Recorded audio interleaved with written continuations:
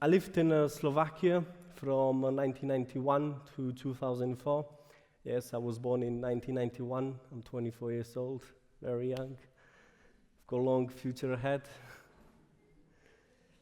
But living in Slovakia was probably one of the worst memories I've ever had. I am coming from the Roma culture, officially a Slovakian, but there's nothing I can prove to you that I am a Roma. A few years ago, proving to someone else that I can speak a Romani language was an evidence of being a Roma. But these days, even a non-Roma people will speak the language. So actually, I have no proof whatsoever to prove that I am a Roma. In other words, officially I am still classed to be a Slovakian. And a few weeks ago, I've seen on the news little documentary with the head teacher in Slovakia. I cannot tell her name for confidentiality, but she was asked a question saying, how many Roma children do you have in school? And she said, none. Actually, the school is a Roma school, all Roma school. And she was right in a statutory that there's no Roma school because everybody has a passport saying, I am Slovakian, I speak Slovak. So none of us has a Roma passport or to say we speak Romani.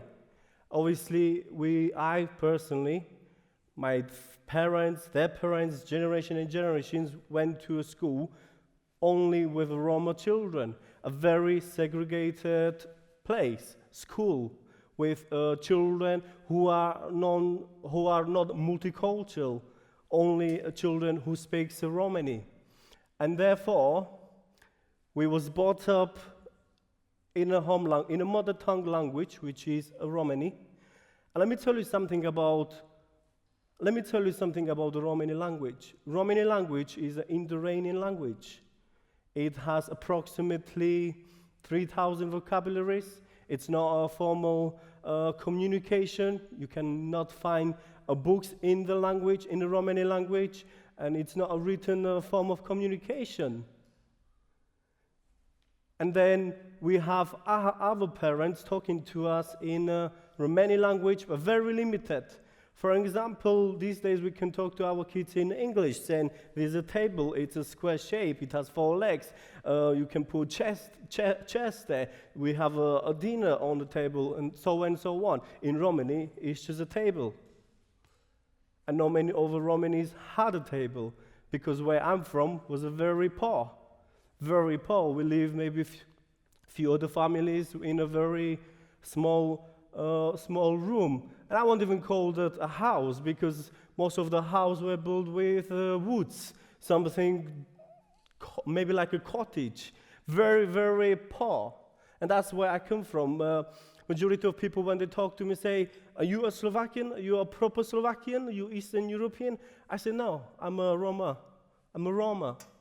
And when we go to, I'm a Roma, and I'm very proud to be here and say that I'm a Roma. This is probably the only place that I can have the courage to say, hey, I'm a Roma. I don't have to say I'm a Slovakian, I'm a Roma. I speak Romani. It's the way I was accepted here, in a multicultural country. Let me go back in the Romani language. So we start to talk to our kids in the Romani language, very limited vocabulary, but the age when they were 6, and that's where the compulsory age, where they have to go to a school in Slovakia. And guess what? They have to learn another language, which is a Slovak language.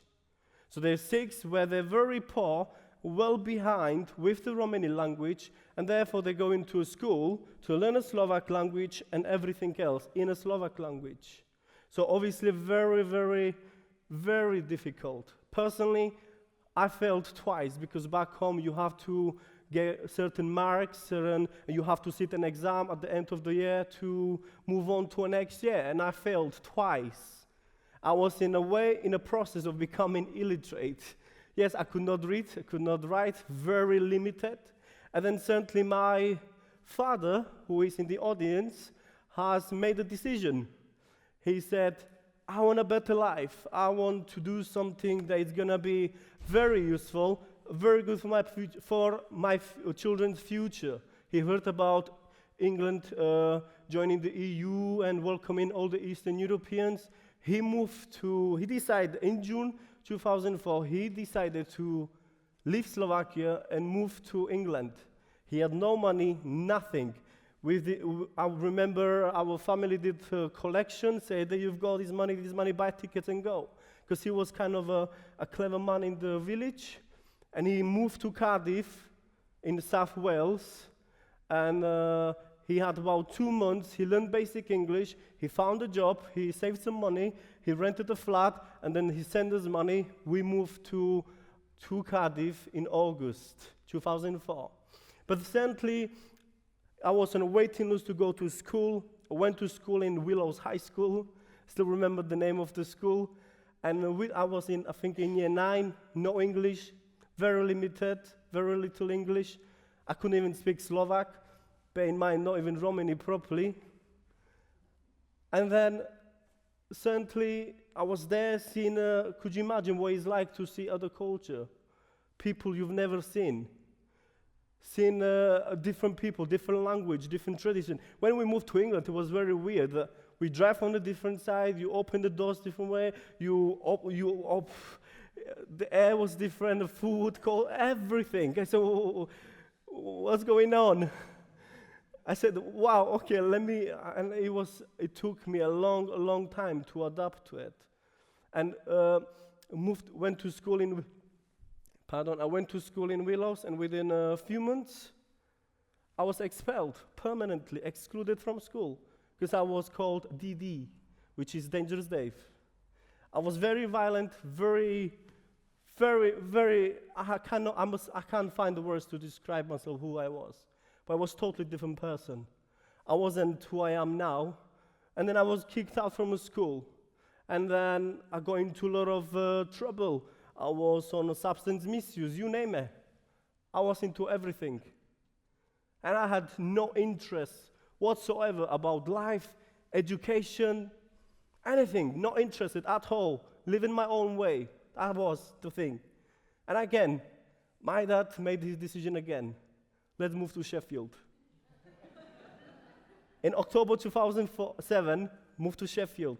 I met a few people who were my heroes, people who I met, who helped me to settle in England, who introduced me to certain things, who kind of opened my eyes in a good way, who didn't try to change me physically. You have to do this. This is England. You've got to learn the language.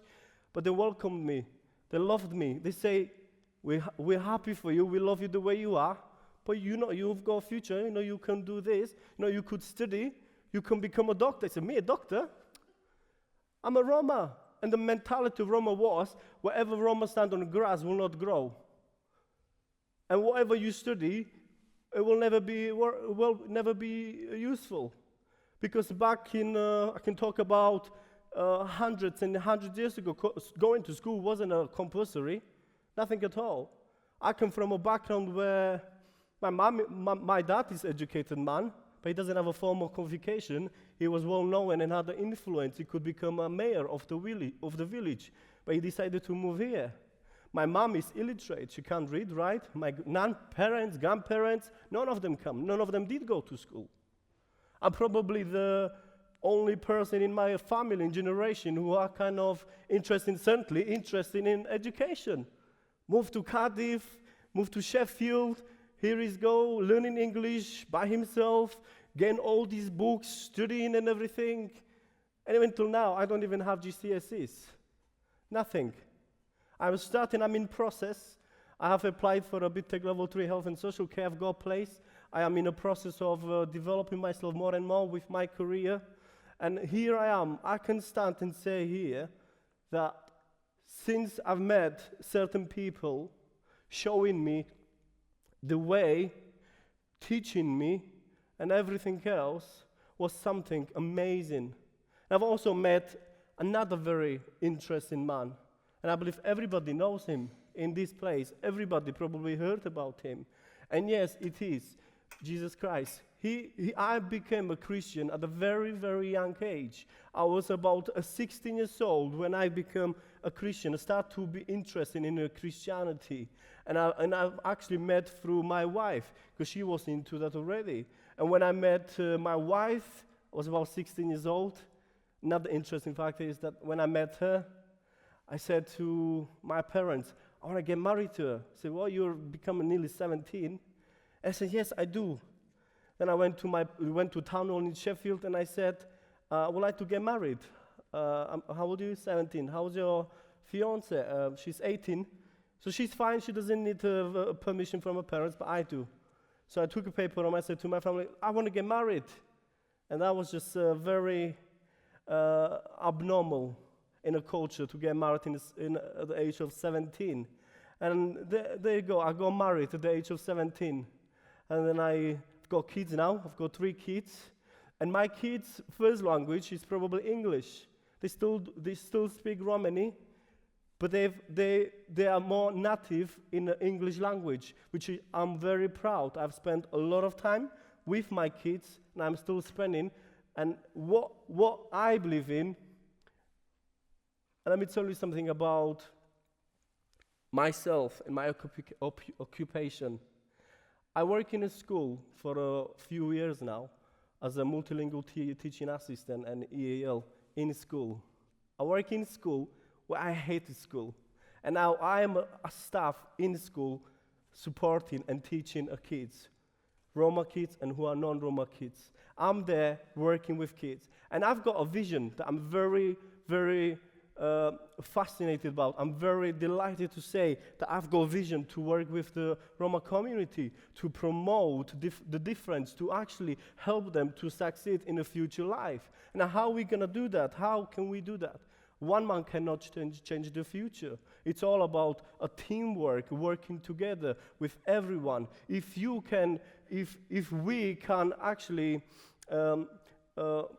understand where they come from, and I can stand here and tell you all about the history.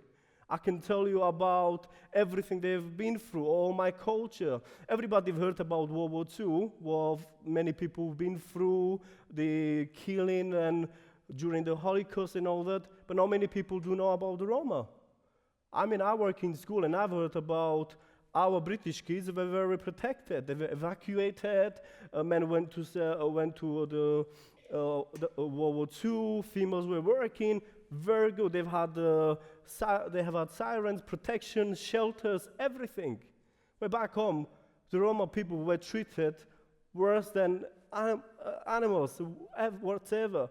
No protection, no warnings, no shelters, nothing. I remember because my nan was born in 1930, so she was 9 years old when she was going through all this. And she told me all about it, that it was very bad. Over 500,000 of people got killed, executed, physically murdered. It was very, very traumatic, very bad. In Sheffield, most of you probably know, I've got to just give you a practical tip I have to end. If you are interested in working with them, please build a trust and respect with them. Set a clear boundaries and be straightforward and assertive. Aim for a consistent worker who can be involved in long-term. Work in partnership with the parents. Empowerment, engage and confidence building with Roma community. Remember that Roma people are not necessarily aware of their rights and responsibilities. Actively encourage Roma people, not trying to change them. Good knowledge and understanding of a cultural, historical and ethnic background. Ensure that you can communicate properly with the family to educate Roma people about British culture and system. Thank you for your time.